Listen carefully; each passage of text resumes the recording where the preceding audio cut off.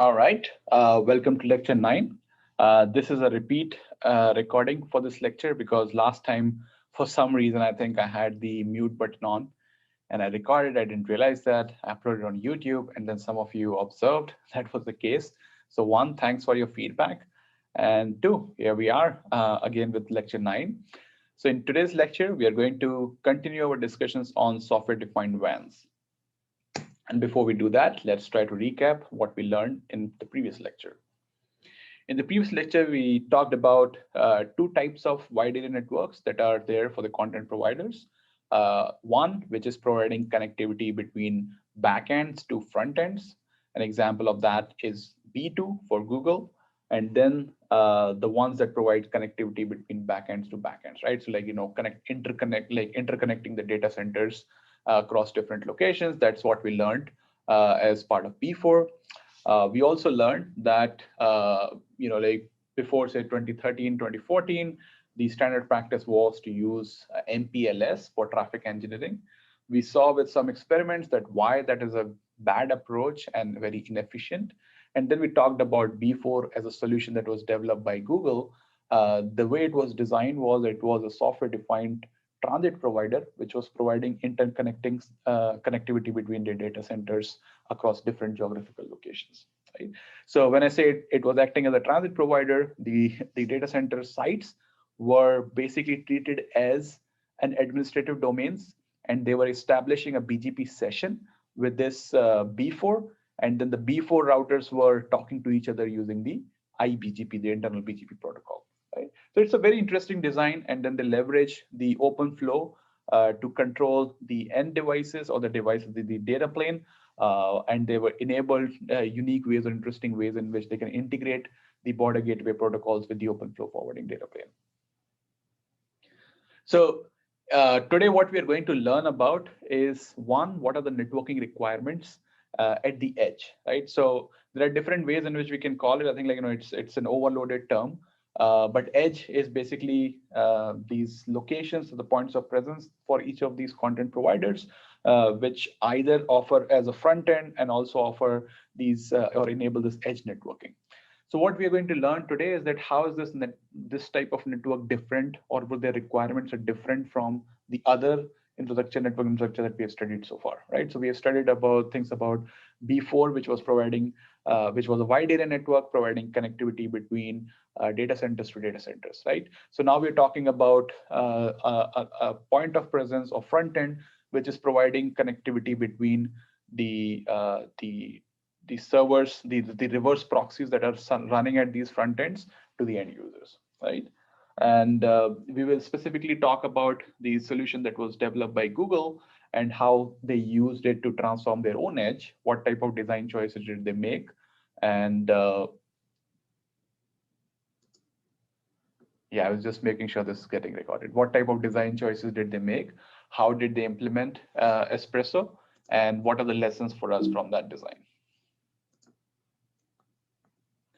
And finally, I think another point that we will also cover is that all these systems, which include software-defined exchange point SDX as well, were arguing that BGP is not really a good choice, and we can do better than BGP, right? And especially these systems like Espresso and Edge Fabric, which was developed by Facebook, were arguing for a design which is software-defined networking, which is taking all these other factors into consideration, trying to make decisions or trying to forward traffic to routing paths that are not just default by BGP, right? So enabling those type of flexible decisions.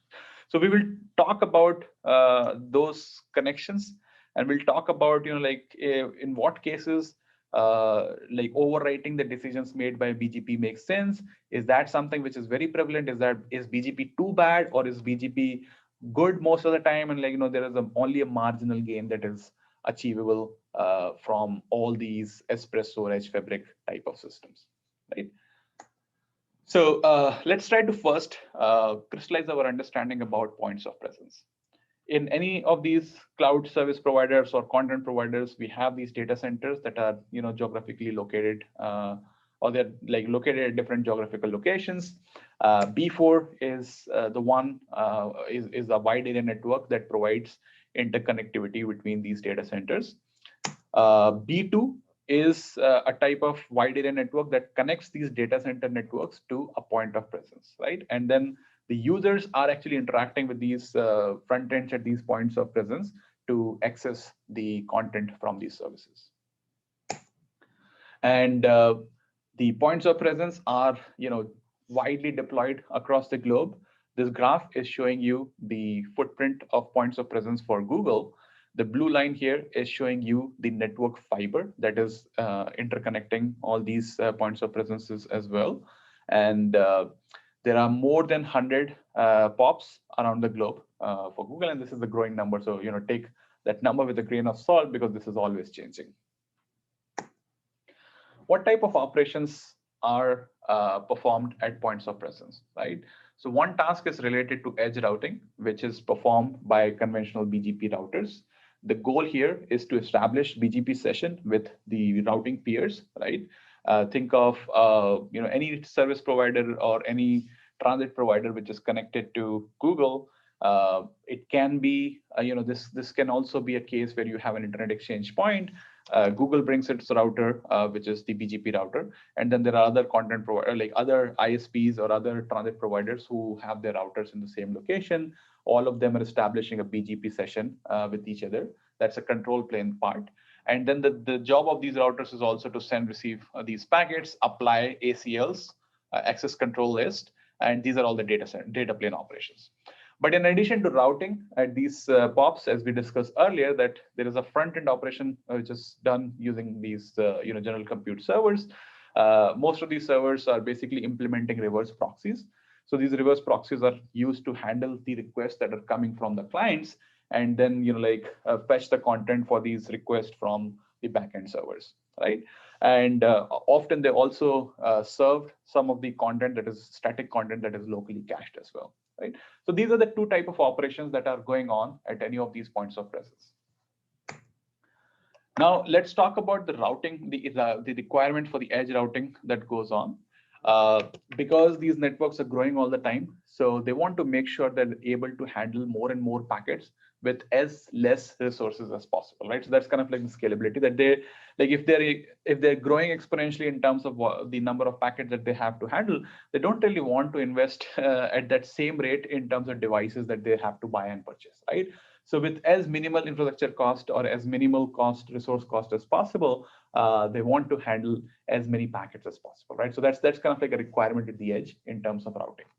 And there is also a need for flexibility such that they can support fine-grained control actions, right? Where the actions can be to make some selective forwarding decision or make some selective drop decision. This drop will be more applicable if there is some attack traffic coming to their network and they want to put a fine-grained action, say like, okay, rather than dropping an entire IP prefix, maybe if I know that this attack is for a particular source port or a destination port, I can specify a combination of that destination IP, combination of the source IP and source port to drop that type of packet, right? If there is a specific action that is required for a client in a specific region or a network, say UCSPs, that can be specified by a destination IP/24, which belongs to UCSP. And source IP and source port combined can be used to identify a specific service. So, if there is a specific action that is required for UCSB clients for Gmail, then you will require a control action that first matches on destination IP prefix, source IP, and source port, right? And similarly, you will require a combination of these fields if you want to drop a specific part of traffic or specific type of traffic with as minimal collateral damage as possible, right? So more specific you are about the type of action you want or type of flow space that you want to apply the actions on, less will be the collateral damage, right? So this flexibility is highly desired in the edge routing case, in addition to scalability. So here are the 3 design principles that Espresso embraced to satisfy these requirements. One, it had a hierarchical control plane, right? So This is a very fundamental point, and this is something which we briefly covered in the previous lectures as well, that if you have, we should not confuse the logical centralization that SDN embraces with the need to have a centralized controller for these networks, right? So if you're operating in a data center network where the latency is, you can ignore the propagation delays in data center network, the latency between the end host is very low. So in those cases, having one centralized controller which all the devices talk to is a very feasible design choice, right? But when we are talking about these geographically distributed points of presence, thinking about a system where all of these communicate with just one centralized server is not a very feasible design, right? There will be a lot of churn about low-level events that the controller has to decide and make decisions for. That will just increase the complexity of the system a lot, right? So it is very important for those type of environments that the design has to identify, the controller has to identify what type of decisions can be made locally and what type of decisions require centralized coordination, right? So which requires coming up with some better abstraction about, okay, what are the low level questions that the controller has to answer, what are the high level questions that the controller has to answer, and that motivated the hierarchical control plane. And this is something which we briefly covered when we were talking about the network operating system or the SDN controllers. And we talked about the design where we can design these controllers in a hierarchical manner, right? So Espresso basically embraces that design choice, and they're trying to enable some type of global optimization, but also minimizing the churn between these devices and the controller. And the design choice here is also to be fail static, which basically means that it is robust to some failures that will happen at an individual point of presence science pop site, or if there are some link failures in the network, it is robust to those type of failures, right? So for example, if the global traffic engineering controller kind of goes down, then it has some decisions cached in the local sites that it can fall back to avoid complete failure of the network. And it also embraces this approach of software programmability, that it tries to externalize as many features as possible into software from hardware, right? So that kind of enables softwareization of the networking stack, which is very critical for increasing the pace of innovation in any enterprise, right? So if you want to think of, if you come up with a new idea and you want to implement that idea, but if it is going to take years for that idea to get instantiated, and by the time you apply that idea in the production, that idea is already old, right? This is the fast moving area, and your ideas might just get outdated in few months, few years.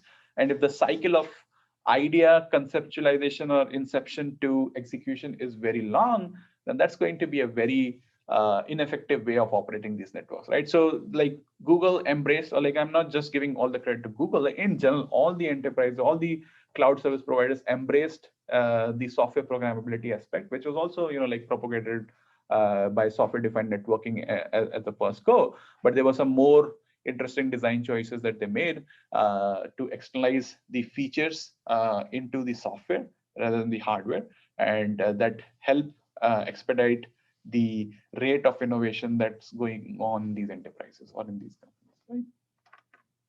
So moving on, let's talk about Espresso's control plane. How is it enabling this this goal of decoupling the data plane and control plane task at the edge?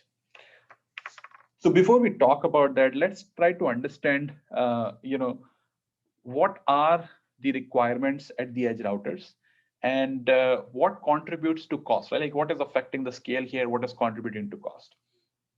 So as we discussed earlier, that these edge routers are basically doing what a typical BGP router is supposed to do, right? That it is establishing a BGP peering session or BGP session with its peer, doing the control plane task of advertising routes, withdrawing routes, or receiving all the updates from the peers. So that's the task that it is doing. So conventionally, these BGP routers are very expensive for multiple reasons. One is the amount of state, like the TCAM entries that they need to maintain, right? And the second is that the amount of compute power that they should have so that they can run these BGP sessions more effectively. So now, if I want to make or reduce the cost of these devices, then I need to do both these tasks, right? Which is I need to make sure that the amount of forwarding state or the TCAM entries that are required in the device are as low as possible, right? And second, if I can take away the control plane operations completely from the switching fabric of the hardware to some remote software, uh, then that will help me reduce the cost of these devices.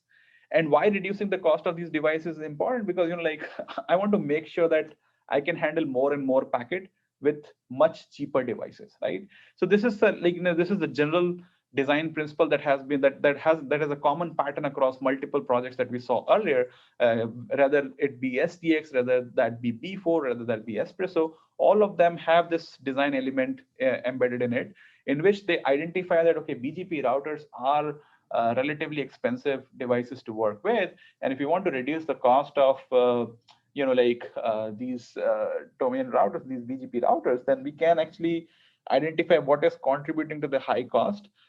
Typically, those contributors are the I would say typically for any routing device, there are three factors that contribute the most. One is the computational requirement, right? So if you have coupling of control plane operations and data plane operations, then the cost is going to be high, right? So first choice that a lot of these networks take is to decouple data plane and control plane. And that is the basic tenet of software-defined networking as well, that we, one of the design principle or one of the design abstraction of software-defined networking is to decouple the control plane and data plane operations, right? So make the switches dumb. But that's not the most contributing factor in terms of cost. That is one factor, but that's not the only factor. The other factors are the amount of forwarding state that the device has to maintain, right? If the device has to keep in cache all forwarding table entries for the internet, which is the entire set of prefixes that are out there in the internet, then they will require millions and millions of entries in the data plane, right, or in the switch, which will require a lot of TCAM memory in the switch, which is very expensive thing, right? So if I want to reduce the cost of these switching fabric, then I want to make sure that somehow I reduce that requirement, right? I make sure that I'm not caching or I'm not matching on each and every prefix in the world on that device, right? So that is one design principle. So when we look at this Espresso control plane design, what we're looking at is that they're separating this control plane task from the data plane task of forwarding, right? So the BGP speakers are now not sitting on the switch. They're sitting in some servers which are connected to this peering fabric using a GRE tunnel, right? So that's one design choice that is helping reduce the cost and addressing the scalability challenge. Then what they have is that these BGP speakers are now establishing peering sessions with the backbone routers as well, right? So these BGP speakers are definitely establishing a peering session with the external peer routers, but they also establish that with the backbone router, right? So basically, whatever are the control plane requirements or functionalities for these edge routing devices, that is offloaded in user space BGP speaking processes, right? And they were using Quagga, which was also the case for the B4. Right, and the only thing that they had to do was that whenever there is an advertisement, BGP advertisement coming in from the external peer router to the peering fabric, it will just intercept that advertisement and then use the GRE tunnel to send that to the BGP speakers, right? And then they can handle that. So all the routes that the BGP speakers are learning, they will send those routes to a location controller or the local controller, and then the other thing that these devices were doing, or this setup was doing, was that they were leveraging the power of the host, right? So the location controller, when it learns all these routes, it is sending these information or these routing information to the host. That is the one which is handling all the requests from the from the clients that are coming in, right? So technically, think about it this way: that the communication that is going on between Google and the external world is via these reverse proxies that are handling the requests coming in from the clients, right? So those reverse proxies are implemented or running on different servers, right? So those servers already have some compute capabilities. Now, what Espresso is trying to argue is that it will make a lot of sense if we can push these routing entries to the servers that are running the reverse proxies itself, right? And if we can do that, and if we can make the routing decisions at these servers itself, then we don't really need those many routing entries at the peering fabric, which is in the hardware, right?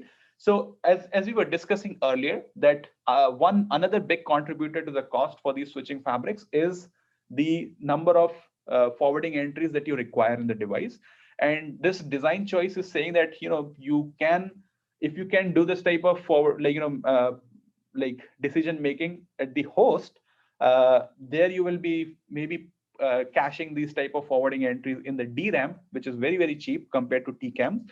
Then you are able to reduce that complexity, right? So this is kind of like one of the design principles that has been embraced, and that has a lot of similarities to how B4 was designed as well,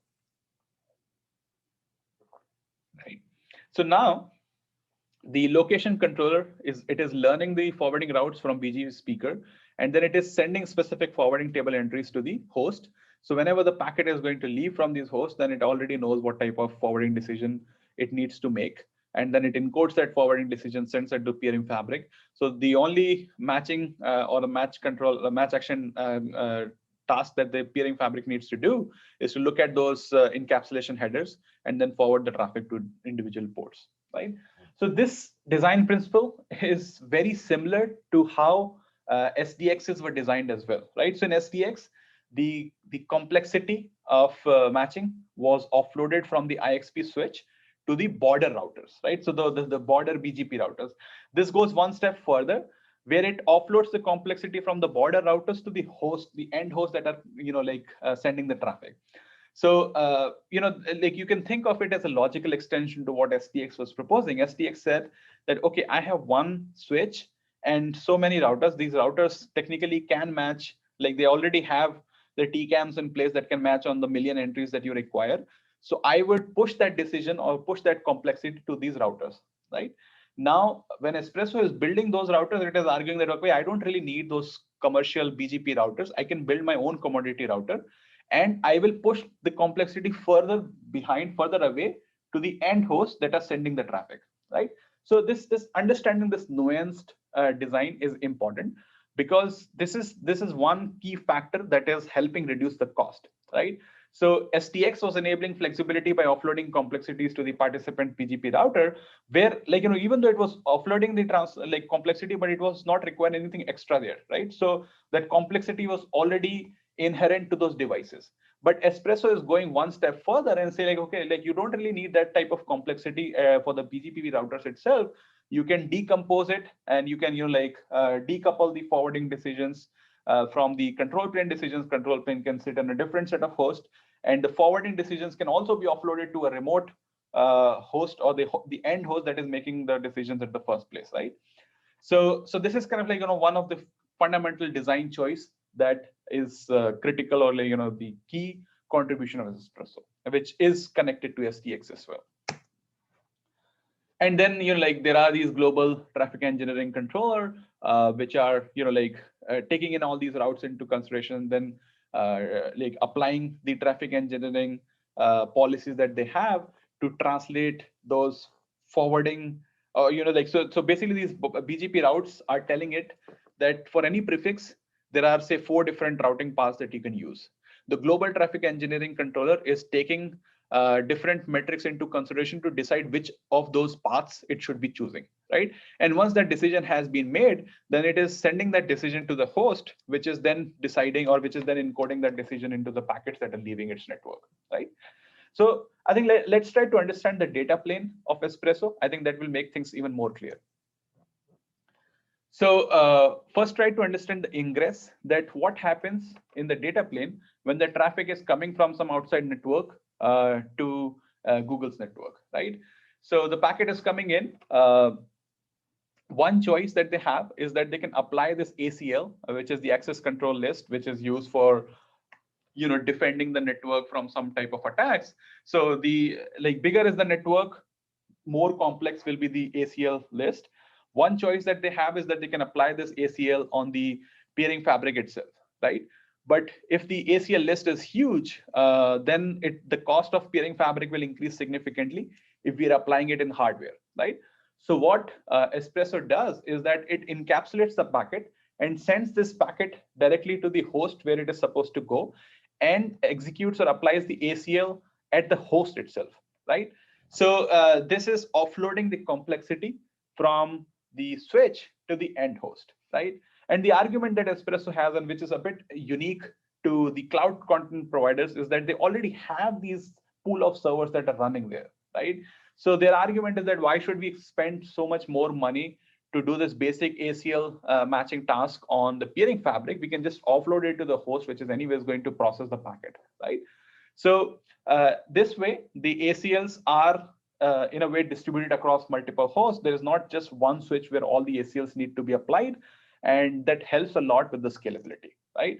So of course, there is a cost here that if you're applying ACLs in these hosts, then there is an additional computation that will be required at these end hosts. But the argument that Espresso is making is that that cost will amortize given all the other packet processing that need to be done at the host, right? So that that motivates their design that okay, you can offload all the complexity away from peering fabric or the hardware, and make the hardware as simple as possible and offload as much complexity as possible to the host.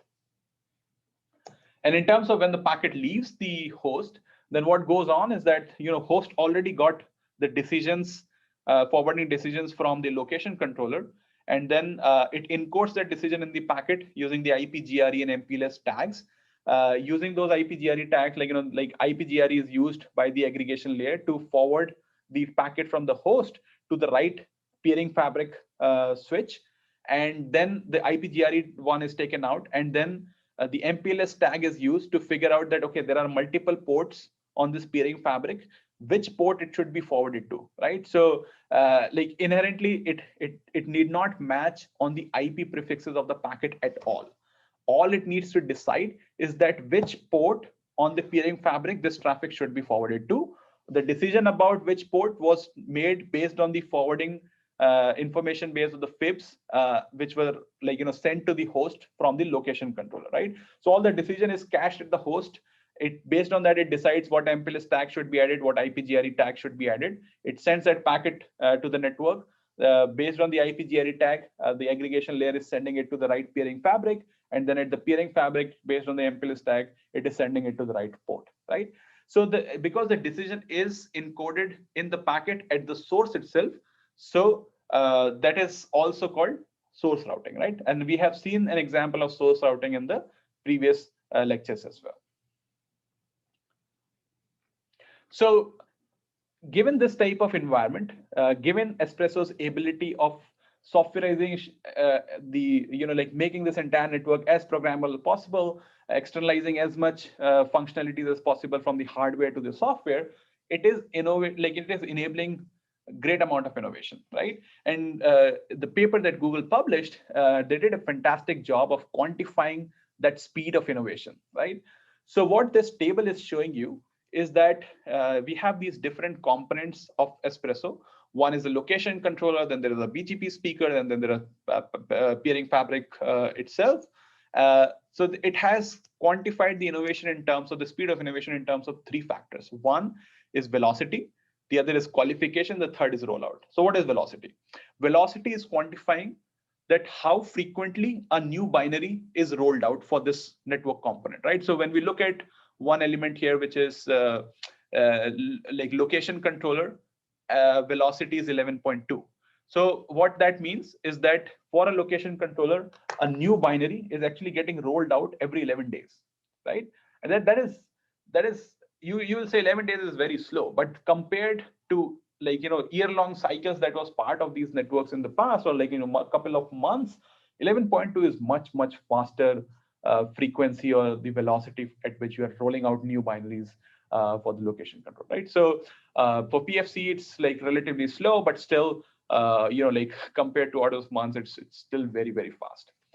What is qualification? Qualification is that how long does it take for a binary to qualify for rollout? And so why does it take any time at all to roll out? Because you want to do the verification, right? You want to do the due diligence to make sure that if you introduce any new feature, it's not going to break things, right? And because most of it is in software, so you can apply the standard software verification techniques to make sure that the new features are safe, right? So the time it takes to do that, all that due diligence is very, very short, right? It only takes at max 2 days to do the qualification task. And then rollout is the third task, where once we have decided that which binary needs to be rolled out, how long does it take for that binary to get deployed in the network? And it typically takes 4 to 5 days, which is very, very impressive, right?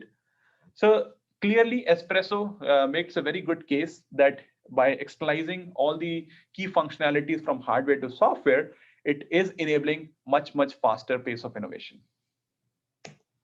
And it also improves the end user quality of experience, right? So as we saw earlier, that the location controller was getting some information from the global optimizer or global traffic engineering optimizer, which was taking into consideration a lot of factors, right? So it was taking into consideration what was the end-to-end latency that different video streaming sessions were seeing, or like, any type of flows were seeing. And based on that, it was making those decisions that, like, you're not just tied to the BGP like shortest path decisions, but you also take into consideration the performance factors and decide what type of routing path should be selected for what type of prefixes or what type of users, right?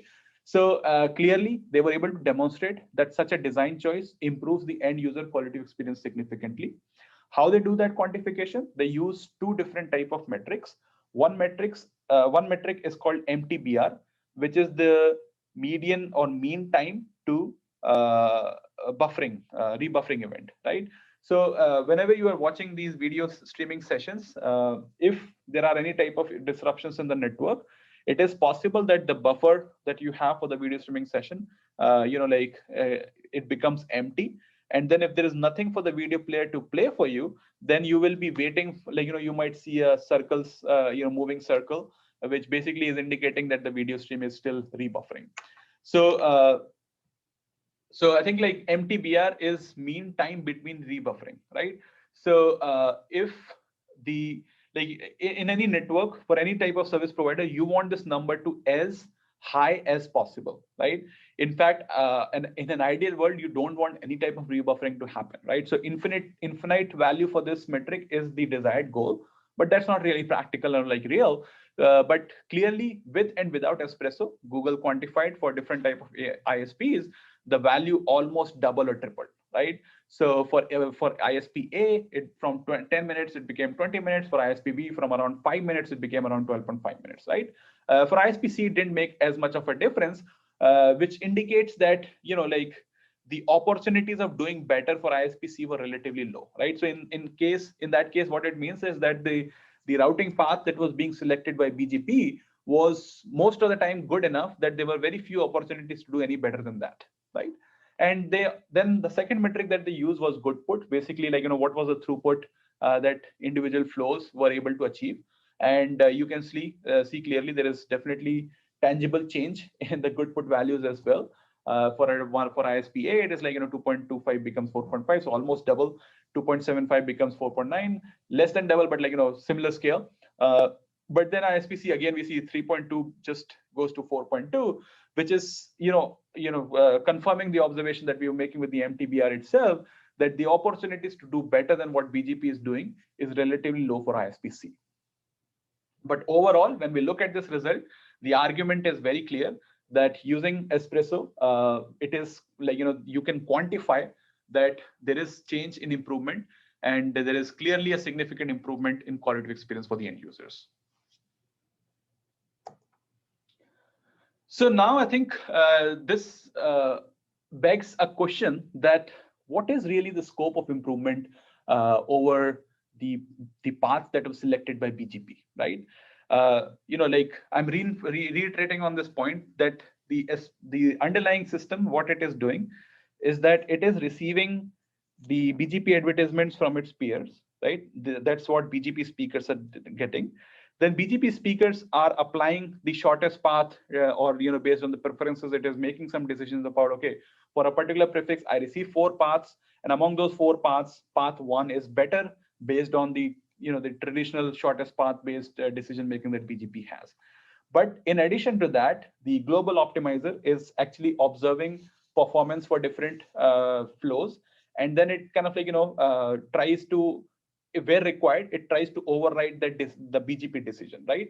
So it is the user's best path, not always the BGP's best path, right? So now, given that, what we really need to understand is that how useful BGP is, or how useful it is to override BGP's decisions, right? So how can we quantify that? We are quantifying that using a metric called overflow fraction. So what is an overflow fraction? First of all, overflow fraction is that what volume of traffic is overflowing to a non-BGP path for a particular prefix, right? Uh, so we are overflow fraction will be observed across multiple times, at any point of time we will observe what fraction of flows are going through or what fraction of traffic is going through the non-BGP best paths. So given those multiple observations, you really want to see the best case scenario, at any point of time, what was the highest amount of traffic that was sent. So you are, rather than looking at the median values, you're looking at the 95 percentile to understand the best case scenarios, right? So when we look at that best case scenario, here we have a CDF. So you have multiple set of ISPs from which you are making the measurements, and then you're doing a cumulative distribution of that, and then you're quantifying that what is the distribution of the overflow fraction for these ISPs, right? So I think this result is presented for 100 ISPs for which the overflow fraction was as high as possible, right? So what we observe here, that overflow fraction is very low for majority of ISPs, right? But then there are definitely few ISPs, especially if you see around the ones that have more than 0.5. So there are at least 6 to 7 ISPs for which the overflow fraction is higher than 0.5, which means that majority of traffic was sent over the links or over the paths that were not chosen as best path by BGP, right?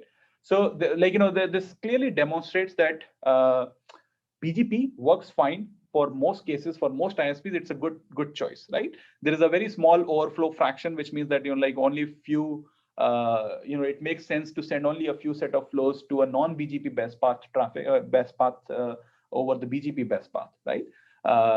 But there are few ISPs which are, I guess the argument can be that they're typically capacity constrained, that they don't have enough capacity to handle this traffic. So over just one link, so they are, it makes sense to spread the traffic across multiple routing paths so that they can get the, leverage this capacity diversity that they have, the robustness in terms of topology that they have, so that they can handle the traffic, this traffic from Google, right?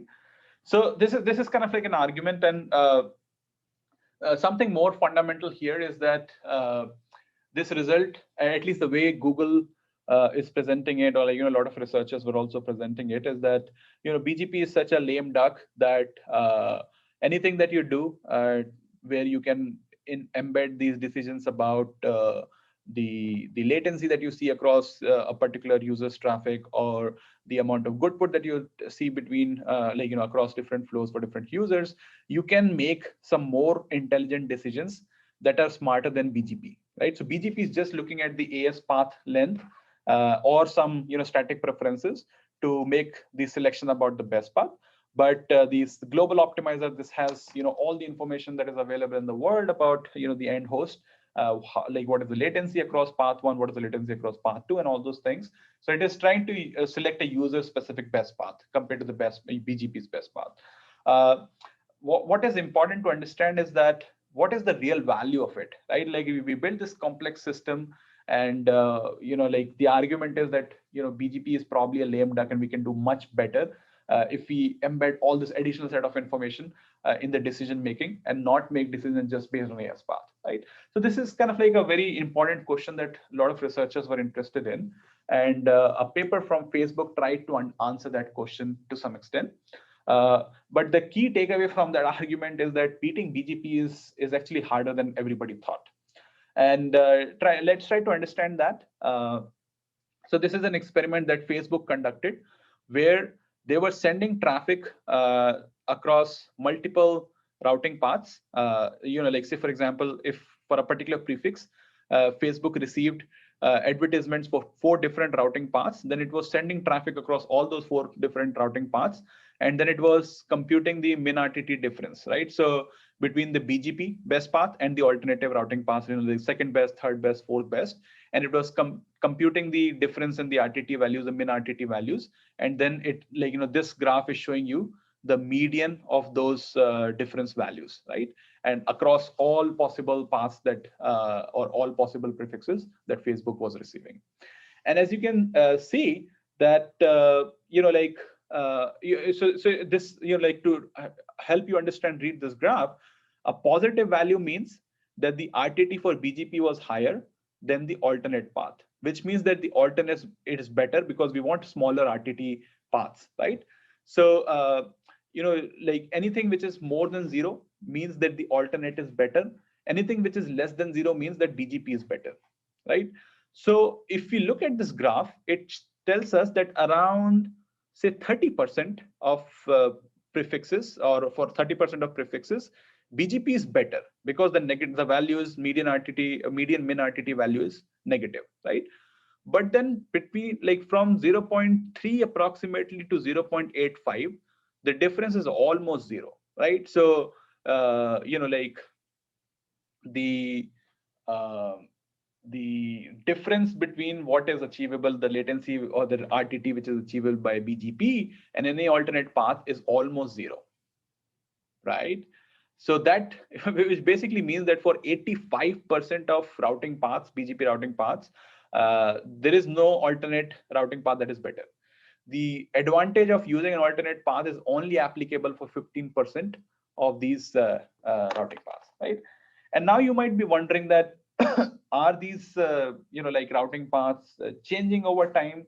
Because that will make a strong case for a system which is dynamically deciding which type of routing path to see, because it is observing the changes in latency and then changing the decisions of which routing path to use on the fly at runtime. So it will be very interesting to know if at some time BGP paths are better, the other time the alternate paths are better, and then that will motivate a dynamic system more effectively.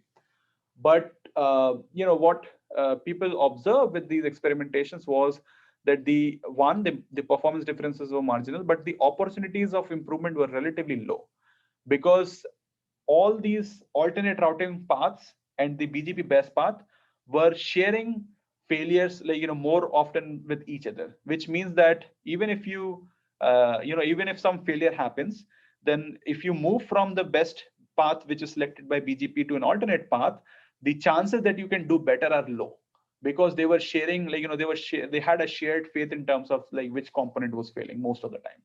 And the performance differences that were observed where the alternate was better was very static, right? So which means that in the longer run, if if the network operators see this type of trend, they can actually optimize some preferences for BGP to make sure that these decisions can be over time, they can be addressed, and these decisions the BGP advertisements of the BGP routing engine can actually converge to these static decisions over time, right? So overall, I think in general, these explorations in terms of measurements revealed that the opportunities to do better than BGP are relatively low, right? But it depends on who you're talking to, right? 15% is low for a lot of networks, but 15% is not low for companies like Google and Facebook, because for them, 15% of users is still hundreds of millions of users, right? So if I'm a small content provider, I might not worry about the 15%, but if I'm really worried about, or if I care, if I have a huge user base, then 15% of users, 15% of routes makes a big difference. So these are the factors that these companies have to take into consideration when they decide whether they want to go with solutions like Espresso. What type of problems is it solving for them? Is that translating, or is that aligning with the business goals that they have in mind, right? So I think having that understanding is very important. We cannot just go by intuitions and say yes, BGP must be making bad decisions, and if we do anything better than that, it will just change the world. But that's not always as straightforward as it looks. The details are always important. And as this exploration kind of like tells us that yes, Espresso can select these user-specific paths, best paths, like override the BGP best paths, but the gains are relatively marginal, right? But then the definition of marginal is also relative depending on what you really want from business perspective. So this brings us to the end of this lecture. The key takeaways for us from this lecture are that when we talk about points of presence, there are two key tasks that they're required to perform. One is to do edge routing, which is establish BGP sessions with the peers, exchange routing information as well as the data traffic with them. The second is reverse proxy, that there are these hosts that are sitting at the points of presence. They are handling the requests coming from the end users, and then either serving the cached content or requesting the content from the backend servers. Espresso is a very unique system that is designed by Google that tries to push the edge routing task to edge servers, right? So it is trying to push the complexity of edge routing as much as possible to the edge servers, both from the control and data plane perspective. We also discussed how this approach of offloading complexity to a neighboring device, which in this case is the end host, is very similar to the ideas or principles that the STX was also embracing, where it was offloading the complexity from the IXP switch to the neighboring BGP routers, right? And Espresso is basically taking it one step further, where it is offloading the complexity from the BGP routers to the end host. And what we learned, which is also very critical, is that in some cases, it definitely does better than BGP, but that's something which we cannot broadly generalize. Because in general, beating BGP is much harder than people thought it is. And that is because the network operators who are writing these local preferences or customizing the BGP protocol such that it can choose the right best path, over time, they are much aware of where the inefficiencies are, and they're able to react to that in the longer run. And in most cases, BGP shortest paths are also very performant paths. All right, so with that, we can end this lecture, and I will update the video over YouTube with this new version. Thank you.